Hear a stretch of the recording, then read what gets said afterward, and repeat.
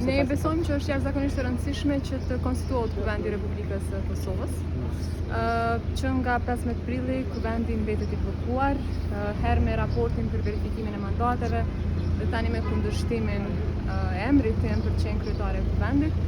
Duhet ta keni parasysh që Kushtetuta e Republikës së Kosovës, gjykimi i gjykatës kushtetuese, jep të drejtën partisë fituese të dalë nga zgjedhjet që të bëjë propozimin e kandidatit për kryetar të Kuvendit, në këtë rast kryetarit të Kuvendit, dhe këtë të drejtë nuk ja jep opozitës.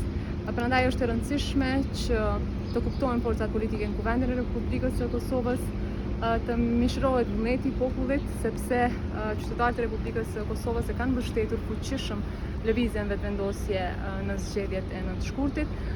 Ne kemi shumë vullnet që të ecim përpara, por nuk mund të na detyrojnë ose imponojnë emrat e kandidatëve për kryetar të Kuvendit. Kemi shumë vullnet për të konsultuar me opozitën, prandaj edhe besoj që është e rëndësishme që të reflektojnë. Po thonë që jeni figurë përçarëse. Ajo çka pikërisht po lidhem edhe me këtë aspekt, ajo me çka unë jam përballë gjatë kësaj kohe është figurë përçarëse, është konfliktuoze, është monstrum politik, është terroriste politike, është specie për çuditëruar.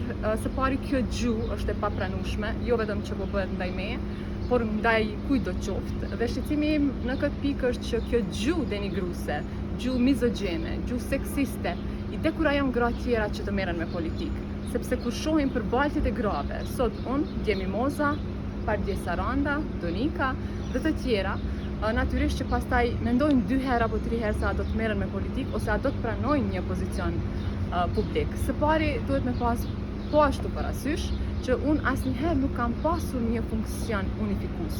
Pra unë kam qenë më shumë se 10 vite deputete e opozitës në Kuvendin e Republikës së Kosovës, gati ndoshta 5 vite ministre e drejtësisë, duke përfshirë këtu edhe qeverinë Kurti 1, dhe kam pas përballje politike, natyrisht që kam pas përballje politike, por gati 15 vite aktivitet politik asnjëherë nuk kam vendosur ose nuk kam votuar për diçka që vjen ndesh me qytetarët e Republikës së Kosovës, me Republikën e Kosovës.